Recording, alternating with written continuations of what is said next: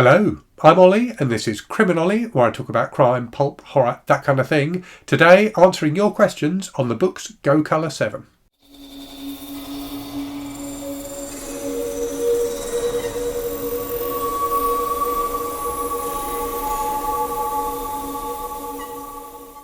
So I've made a couple of videos about this device so far, both an unboxing video and a full review video. You'll find links to both of those videos in the description of this video. You'll also find in there links to the bookstore where you can buy this device should you want to. Full disclosure, Boox sent me this device for free and I am a Boox affiliate as well. So if you buy using one of those links, I will get a small commission. So thank you very much if you choose to do that. So on that first video, that unboxing video, I had a ton of comments from people with various questions about the device. I was originally going to answer those in that review video, but there were just too many of them and some of them are quite niche.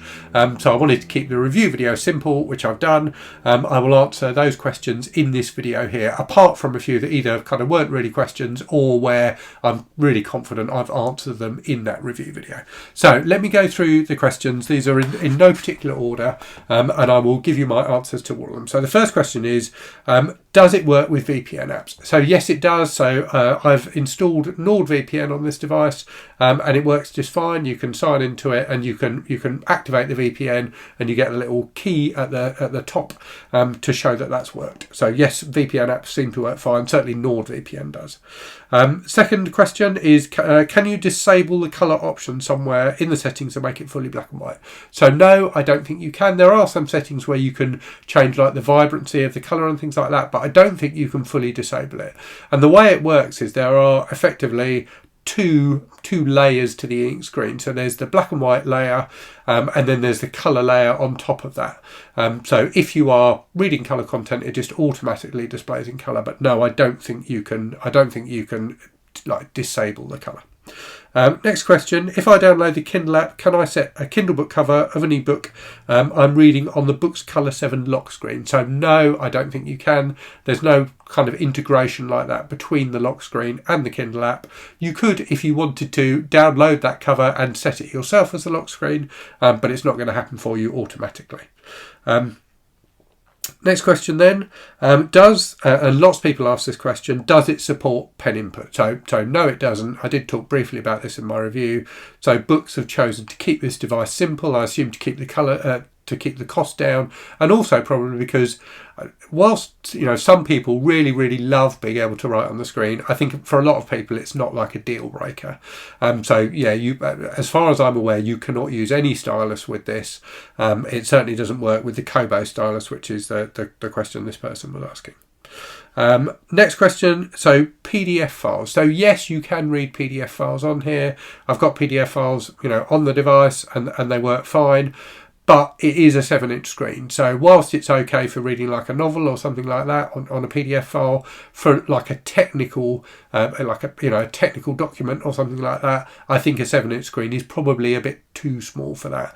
Boox do also make, so they've also released at the same time as this, a Go device with a black and white screen, which is I think 10 inches or just over 10 inches. I think that will work much better for PDF files, particularly those kind of big in-depth textbook type PDFs.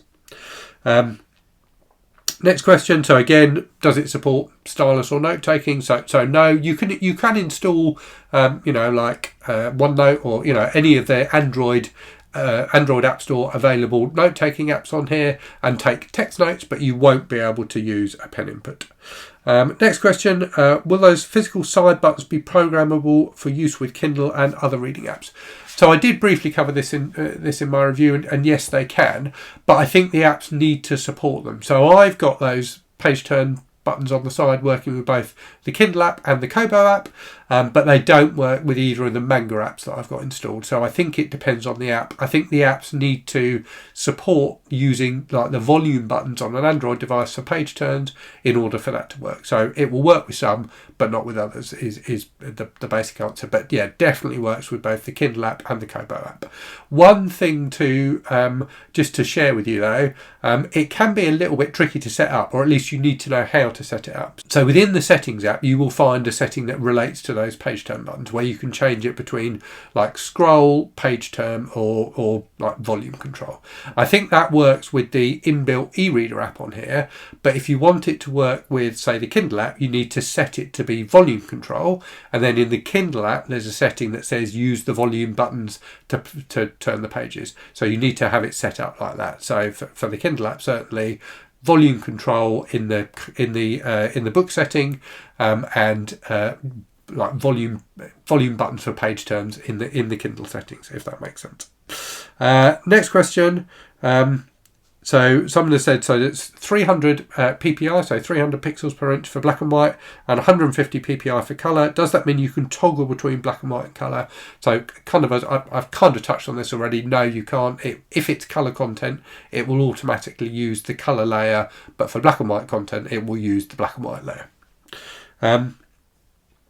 Next question was again about PDFs. So and this person is saying that they read lots of like tabletop game books in PDF format. I think this screen will be a bit too small for those. You'll be able to read them on there, but you'll probably have to kind of like scroll around within the pages to really make the most of them.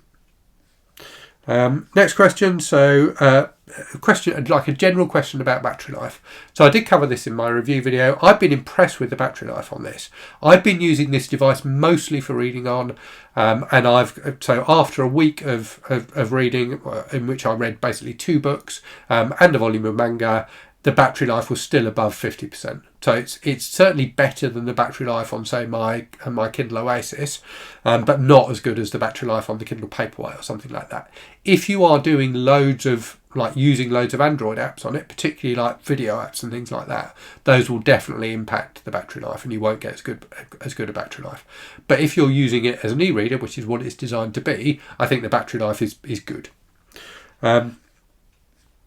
Next question, what's your impression versus the Kobo Color? So I am going to do a full video comparing the two devices. I've been using this device exclusively. I haven't felt tempted to use my Kobo Color since I got it. It's a really well-made, easy to use device, and the fact you've got that flexibility of being able to install apps really helps as well. So overall, I think it stands up really well against the Kobo Color. If you are completely bought into the Kobo ecosystem and aren't worried about having the flexibility of using other apps, then the Kobo Color might edge it a little bit because of that pen input and because it's got better water resistance. But aside from that, I think if flexibility is what you're after, then the Boox is probably the device to go with. Next question, is it water resistant? So no, it's described as being splash proof, so I definitely wouldn't read in the bath on it or something like that. When reading a novel, does it display the book cover in colour like the Kindle? So no, it doesn't. Even if you're using the inbuilt e-reader app that they provide on it, it doesn't show the cover on the lock screen. But if you're in the menu systems and things like that, if you're scrolling through your library, then yes, all of the covers will be in colour. Okay, next question. Do the apps for Playbooks and Kindle run reliably and consistently? So I haven't tried the Playbooks app because I don't have any content in it. I don't have any books in it. I've tried the Kindle app a bit. I haven't used it extensively, but it's been fine for me. I would say I have used the Kindle app extensively on my Boox Palmer, and it was absolutely fine on that. I didn't have any reliability issues at all. Obviously, this is a different device, but that's my experience of using the Kindle app on Boox, is that it has worked fine on the Palmer.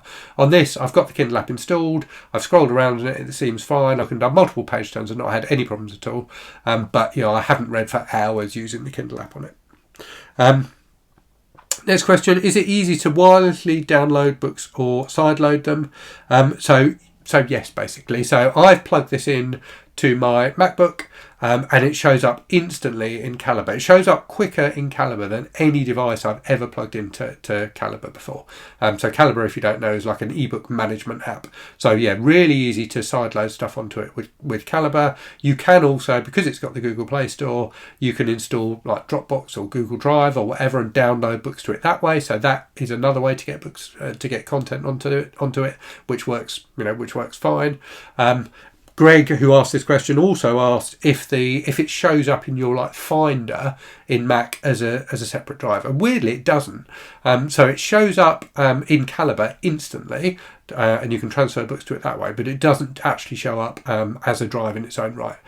You can, so it has got an SD card slot though, so you could like plug the SD card separately into your MacBook and install, put books onto it, and then stick the card into the Boox device, and that would work.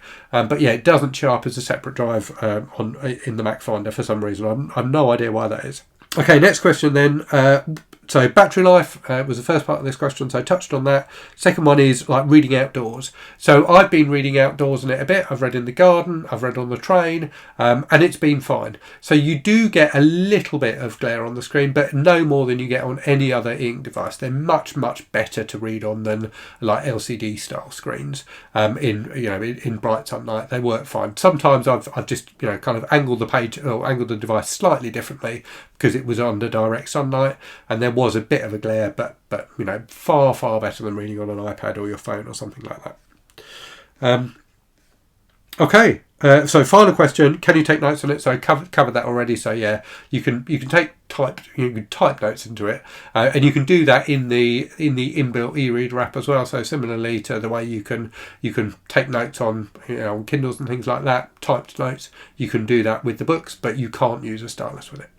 Okay, so I think that's all of the questions answered that I hadn't already covered in my review video. Hopefully you found that useful. Do let me know in the comments if you're planning on getting one of these devices. As I mentioned at the start, there's links to both the Boox store and my previous videos about the device in the description for this video, so do check those out if you haven't already. Anyway, I will leave it there and say, as always, thanks very much for watching. Hope you're safe and well out there. Hope you're reading good stuff, and I'll speak to you again very soon. Cheerio.